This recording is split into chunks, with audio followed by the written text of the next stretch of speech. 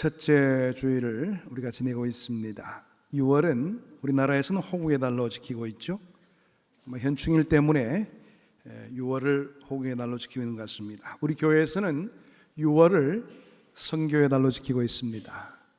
우리가 하나님의 은혜 속에서 보호함을 얻었던 그 여력들을 가지고 이제 세상 끝날까지 세상 끝을 향하여서 열심히 복음을 증거해야 되는 것이 우리의 사명이다, 그렇게 생각하고 6월을 선교의 달로 정했습니다.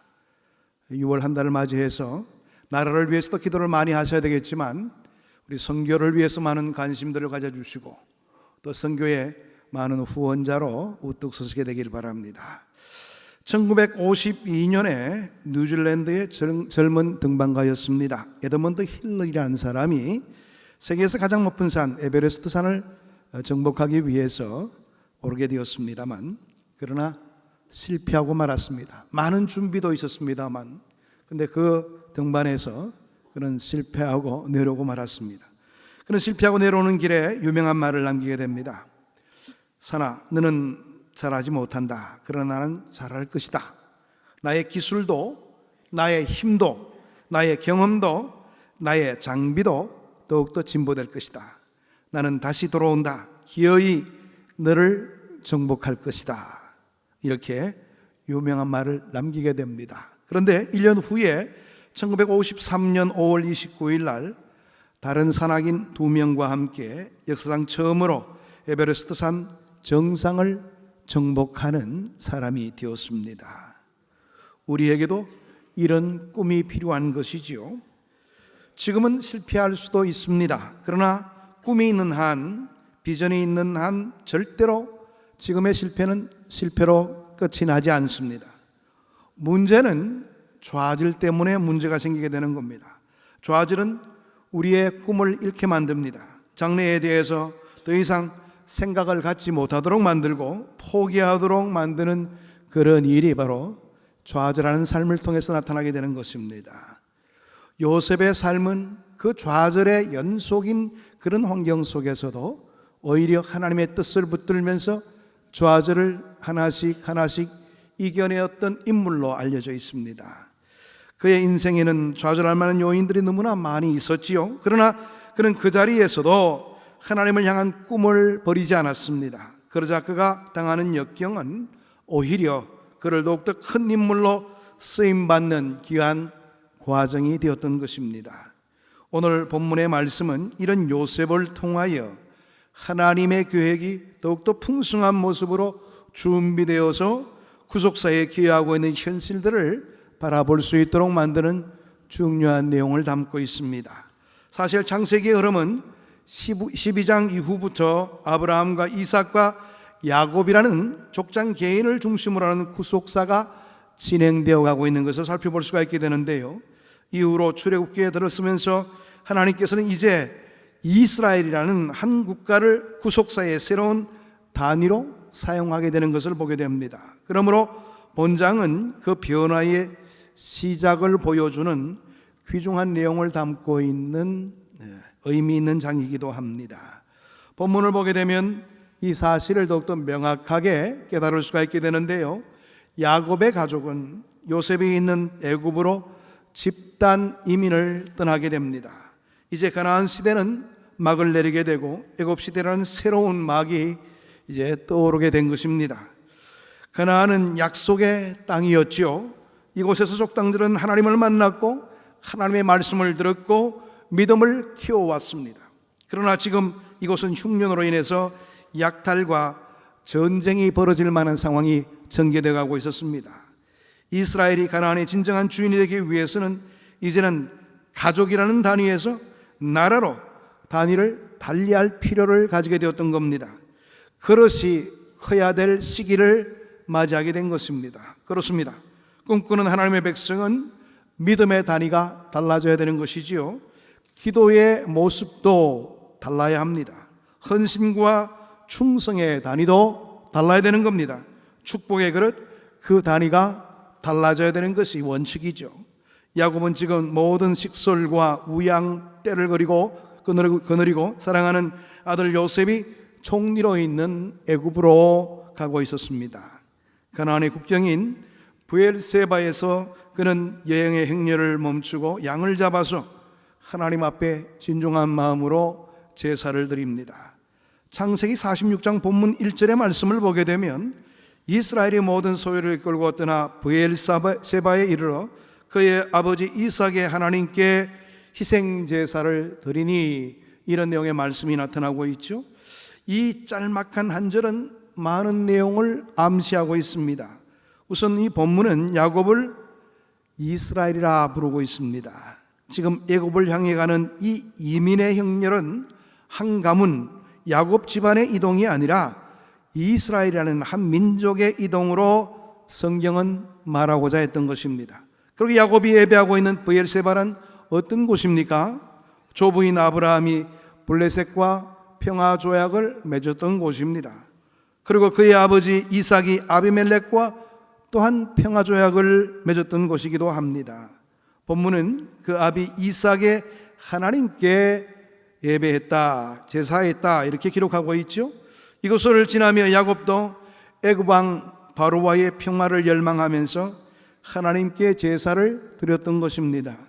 그리고 거기에다가 가나안을 떠나고자 했을 때에 그동안 자기 가문을 붙들어 주신 하나님께 감사하는 의미를 담고 제사에 또한 임했을 것입니다. 이 제사가 갖는 또 다른 의미가 있습니다. 야곱은 가나안의 국경인 브엘세바에서 확실한 하나님의 음성을 듣고 싶었습니다. 고난이 있다고, 바로와 요셉의 초청이 있다고 이처럼 쉽게 이 가나안 땅을 떠나는 것이 옳은가, 이런 의문이 이 야곱의 마음속에 들었던 겁니다. 우리가 가나안으로 갈 것이 아니라 이제 요셉이 가나안으로 들어와야 옳은 것이 아닌가.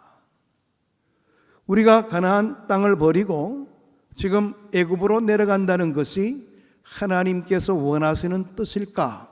여기에 대한 심히 고민이 되었던 야곱이었습니다. 왜냐하면 그의 조부도 마찬가지였죠. 아브라함도 애굽에 내려가서 오히려 어려움을 당했습니다. 그의 아버지인 이삭도 마찬가지였어요. 가나안 땅을 버리게 될 때 하나님께서는 그들을 징계했던 겁니다.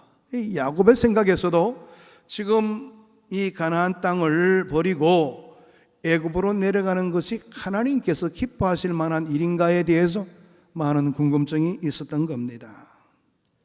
그렇습니다.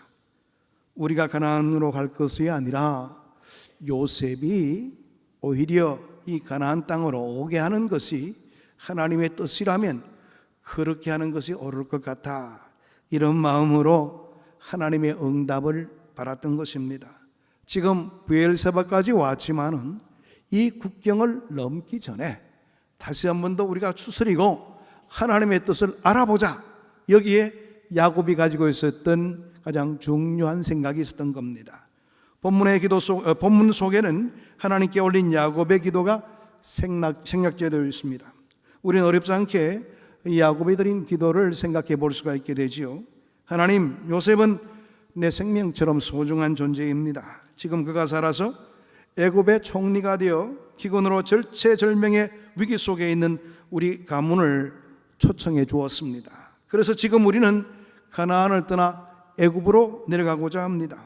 하나님, 내 아들 요셉이 아무리 소중하다 해도 하나님의 약속에 어떻게 비견될 수가 있겠습니까? 하나님이 약속하신 땅인 가나안보다는 귀하지 않지요. 제가 지금 이곳을 떠나게 된다면 하나님의 약속은 끼어지게 되는 것 아닙니까?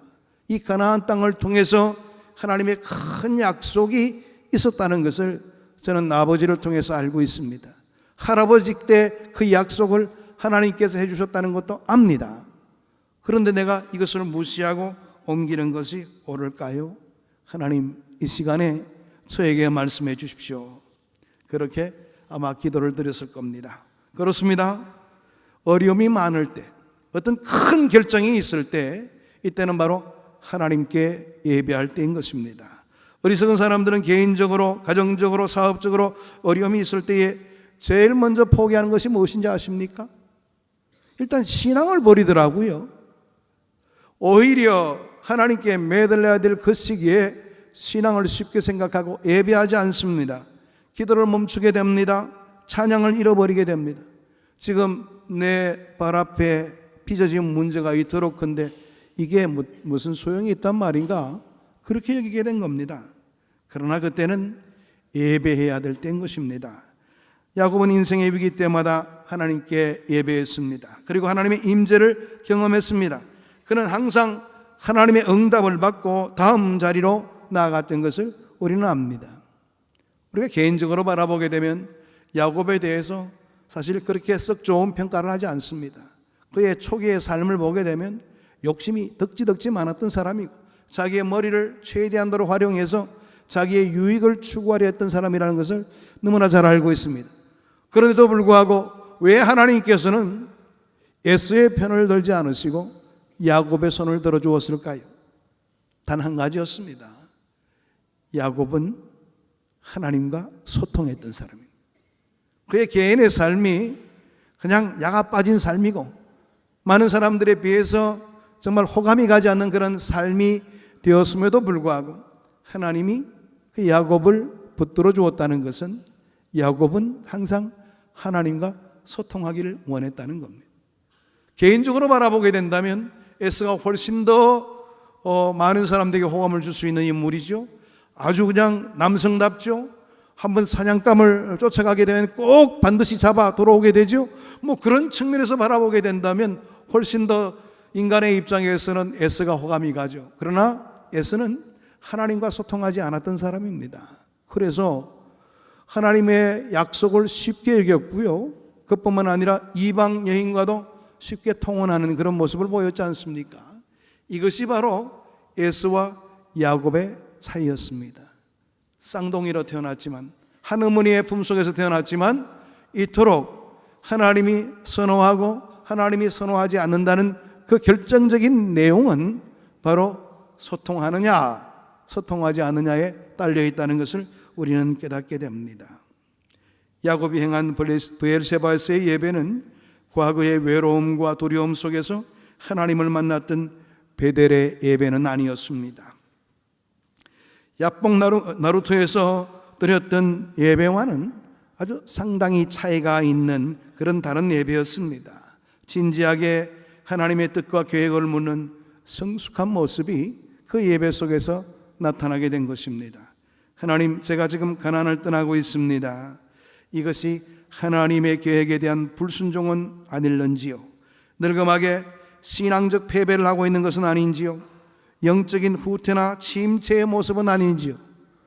하나님 앞에 아주 간절한 심정을 가지고 하나님의 뜻을 기다리고자 했던 것이 이 야곱의 모습이었습니다. 그 밤에 하나님의 응답이 있었습니다.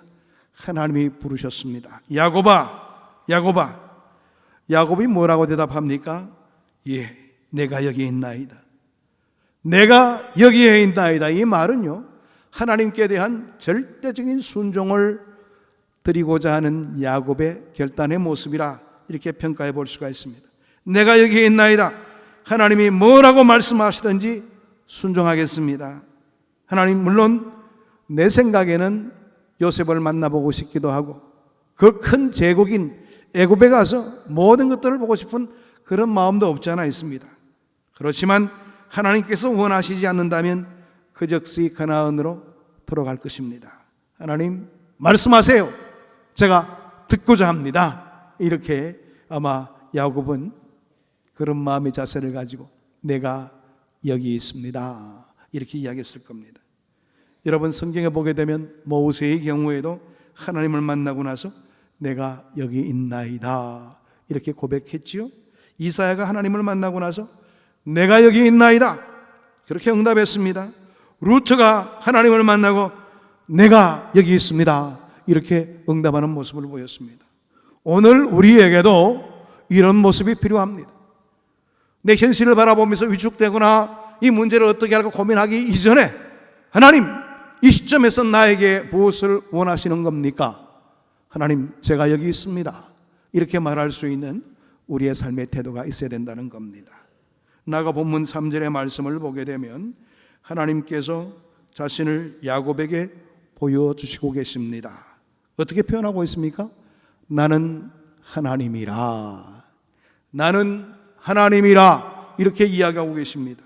그런데 원문에 보게 되면 한 글자가 차이 납니다. 원문에는 아노키 하엘 이렇게 이야기하고 있습니다. 아노키는 나는 이라는 뜻입니다. 하는 정관사로 그라는 의미를 가지고 있습니다. 엘은 우리가 잘 알고 있는 하나님이지요. 아노키 하엘, 나는 그 하나님이라. 그 자가 들어갑니다. 사실 한 글자의 차이가 뭐가 대단한가? 근데 한 글자의 차이 속에는 많은 내용들이 함축되어 있는 겁니다. 나는 바로 그 하나님이다. 네가 아비 이삭의 하나님이라고 나를 불렀지? 내가 바로 그 이삭의 하나님이 될 뿐만 아니라 너의 조부인 아브라함을 갈대아 우르에서 불러낸 그 하나님이야. 아브라함과 함께하고 이삭과 함께했던 바로 그 하나님이 바로 나다. 이렇게 이야기하고 있는 그런 말씀의 내용인 것입니다. 지금까지 내 인생의 고비마다 만났던 그 하나님이다. 외삼촌 집으로 도망갈 때 너를 만나줬던 그 하나님이 바로 나다. 야복 나루토에서 너와 씨름하며 네게 큰 민족을 주겠다고 약속했던 바로 그 하나님이야. 이제 내가 대답한다. 가나안을 떠나 애굽으로 내려가라. 이렇게 응답해 주었던 겁니다. 그러면서 몇 가지의 소중한 약속을 야곱에게 해주게 됩니다. 첫 번째가 뭐냐 하면 애굽으로 내려가기를 두려워하지 말라, 이것이었습니다. 둘째로 내가 거기서 너로 큰 민족을 이루게 하겠다. 여러분, 좀 전에 말씀드렸죠. 아브라함과 이삭도 애굽에 내려갔지만 그때는 하나님이 그를 오히려 징계했습니다. 그런데 야곱은 하나님이 내려가라고 말합니다. 그건 뭘 말할까요? 사실 이 아브라함의 후예인 이 야곱은요, 목축업을 하던 사람입니다. 목축업을 하는 사람들은 같은 사람들끼리 가족끼리 모여 있어 살 수가 없습니다. 왜? 흩어져서 목초지를 찾아서 움직여야 되는 겁니다. 그러니까 동질성을 가질 수가 없죠. 하나님께서는 오늘 이 야곱으로 통해서 큰 민족을 이루도록 하기 위해서 그 땅을 벗어나서 애굽으로 가서 고센이라는 아주 좋은 목초지에서 이 이스라엘 백성들이 모여 살도록 해서 짧은 시간 내에 큰 민족을 이룰 수 있도록 만드는 아주 모판 같은 역할을 감당하도록 그렇게 고센 땅으로 인도하신 것입니다.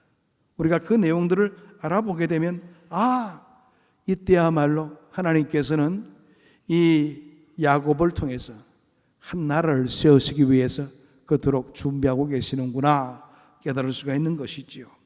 또 오늘 이 내용의 말씀 보게 되면 셋째로 너 혼자 애굽으로 가는 것이 아니다. 너만 보내고 나는 가나안에 남는 것이 아니다. 내가 너와 함께 애굽으로 가겠다. 그렇게 약속하시는 그런 하나님의 말씀이 있는 것을 보게 됩니다. 여러분, 야곱은 혼자 가는 줄 알았어요. 그래서 두려움 가운데서 이렇게 브엘세바에서 묵고 있었는데 아니야, 내가 너와 함께 하고 있지 않나? 그때도 갈 거야. 애굽까지 내려갈 거야. 이렇게 말씀으로 더욱더 격려해 주시는 하나님의 음성이 있었던 겁니다. 마지막으로 야곱은 내가 애굽으로 내려가면 내 조부 아브라함, 내 아버지 이삭에게 보여줬던 꿈을 애굽에서 이룰 수가 있단 말입니까? 내가 그 꿈을 이루지 못하면 어떡합니까? 그렇게 되묻고 있는 그런 생각을 가지고 있었던 것 같습니다. 4절의 말씀 보게 되면 요셉이 그 손으로 내 눈을 감기리라. 그 염려하고 있는 야곱의 생각에 하나님께서는 요셉이 그 손으로 내 눈을 감기리라 그렇게 말합니다. 쉽게 생각하면 요셉이 아버지의 임종을 지켜보면서 마지막 눈을 감겨주는 것으로만 생각할 수도 있어요. 그러나 본문은 그 이상의 깊은 의미를 가지고 있습니다. 요셉이 그 손으로 야곱의 눈을 감기는 순간은 족장의 이침식입니다. 이제 야곱이 중심이 되는 것이 아니라 요셉이 중심이 되어서 이스라엘 민족을 지금 이끌고자 한다. 야곱의 때는 다 됐다. 이런 것을 보여주고 있는 중요한 순간인 겁니다. 내 눈으로는 그 비전을 다 보지 못한다 할지라도 요셉이 그 꿈을 이루어 줄 것이다. 염려하지 말아라. 마지막 후반에 남은 생애를 멋지게 한번 내 앞에서 살아보라. 이런 의미를 담고 있는 겁니다. 제가 아까 말씀드렸죠. 야곱의 초기의 삶은 뚜렷이 내세울 것이 별로 없습니다. 물론 그럼에도 불구하고 순간순간 하나님께 매달리고 그런 모습들은 가지고 있었죠. 그런데 야곱의 나머지의 늙었을 때의 그 삶을 점검해 보면요, 얼마나 성숙한 입장에서 했는지 모릅니다. 기도할 때도 남다릅니다. 후손들을 위해서 한 사람 한 사람 머리에 손을 얹고 기도할 때도 그 야곱의 그 모든 생각들이 다 성숙해져 있어서 그들이 추구하고자 하는 그러한 아주 중요한 내용들을 중요하게 그들에게 복을 내려주고 있는 그런 장면들을 띄워볼 수가 있습니다. 그토록 야곱은 그의 초기의 삶과는 아주 질적으로나 또 전체적인 안목으로 보나 모든 부분에 달라져 있는 것을 볼 수가 있게 되는 겁니다. 여러분, 우리에게 아노키 하엘, 나는 그 하나님이라, 이 말의 의미는 어떤 의미를 가지고 있는 것일까요? 성경에 가득한 그 하나님이 우리의 하나님이 되신다는 그런 의미로 다가서게 될 겁니다. 구약의 백성을 인도하신 그분이 우리의 아버지가 되신다, 그런 의미를 담고 있는 겁니다. 신약의 교회를 세우시고 역사하셨던 그 하나님이 우리의 하나님이 되어주신다, 그런 의미를 담고 있는 겁니다. 야곱과 일평생 함께 하셨던 그분이 우리와 일평생 함께 동행해 주실 것이라는 의미를 담고 있는 겁니다. 요셉의 꿈을 하나도 무시하지 않고 꼼꼼히 이루어 주셨듯이 우리의 꿈과 우리의 소원과 우리의 비전을 이루실 그분이 바로 아노키 하엘, 나는 그 하나님이다, 이런 말 속에 담겨져 있는 것입니다. 하나님은 한 번도 우리를 떠난 적이 없으십니다. 하나님은 한 번도 우리를 버린 적이 없으십니다. 언제나 신실함으로 우리를 대어주셨고 언제나 신실함 가운데 우리를 붙들어 주셨습니다. 내가 하나님을 떠날 때도 하나님은 아파하며 나를 바라보시면서 하나님은 나를 따라오셨습니다. 내가 두려움을 가지고 거친 세상을 헤맬 때에 나 혼자 있도록 내버려두지 않으셨습니다. 언제나 우리의 손을 붙잡고 함께 하셨던 하나님이셨습니다. 세상 모든 사람들이 아무도 나를 도와주지 않아서 처절한 어려움 가운데 있을 때도 하나님은 그곳에 여전히 나와 함께 해주셨습니다. 그분이 바로 아노키 하엘, 우리의 아버지 되신 하나님이시란 말이에요. 오늘 우리의 현실이 암담합니까? 내가 결정해야 할 일에서 주의 뜻을 알고 싶습니까? 나의 지난 삶에도 함께 하셨던 그 하엘, 그 하나님 앞에 서시기를 원합니다. 우리에게 필요한 시기가 바로 지금이 아닌가 생각해 볼 수 있습니다. 요즘 들어서 우리나라에 진행되는 그 모든 일들을 지켜보시는 많은 분들이 참 걱정스럽다, 그렇게 평가하는 분들이 많으십니다. 이 나라가 앞으로 어떻게 될까? 이 모든 산재되어 있는 어려움들을 어떻게 풀어갈까? 젊은 사람들은 덜 걱정하는데요, 연세 많으신 어르신들이 훨씬 더 걱정을 많이 하시더라고요. 여러분, 걱정하기 이전에 우리가 오늘 이 야곱처럼 하나님 앞에 서시기를 바랍니다. 하나님께 부르짖기를 바랍니다. 하나님, 이때 내가 어떻게 해야 되겠습니까? 하나님의 사람으로서 어떤 모습을 갖추고 이 땅을 살아가야 되는 것이 맞는 것입니까? 물어보시기를 바랍니다. 하나님께서 반드시 우리에게 응답해 주실 것입니다. 우리는 아노키 하엘, 나는 그 하나님이라, 주님의 음성을 듣게 되는 삶의 결과가 분명히 나타나게 될 겁니다. 오늘 저는 이 복음성가 한 곡을 부르기를 원하는데요, 여러분들 잘 알고 계시는 오 신실하신 주, 그 가사의 내용 속에서는 하나님 한 번도 나를, 이런 복음성가가 있습니다. 이 복음성가의 내용을 보게 되면 오늘 설교의 내용과 너무나도 딱 맞아 떨어지는 그런 내용을 담고 있습니다. 우리 자막이 나올 텐데요, 같이 한 목소리로 불러보도록 하겠습니다.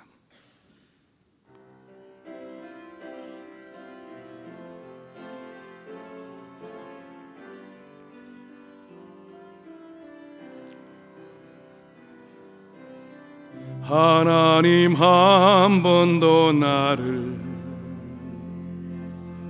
실망시킨 적 없으시고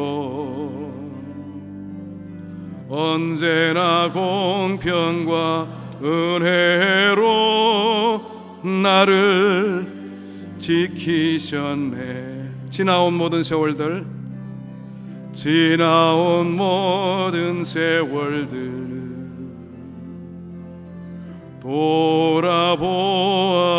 돌아보아도 그 어느 것 하나 주의 손길 안 미친 것 전혀 없네. 오신실하신 주, 오신실하신 주, 오신실하신 주, 내 너를 떠나지도 않으리라, 내 너를 버리지도 않으리라. 약속하셨던 주님, 그 약속을 지키사 이후로도 영원토록 나를 지키시리라. 오신실하신 주, 오신실하신 주,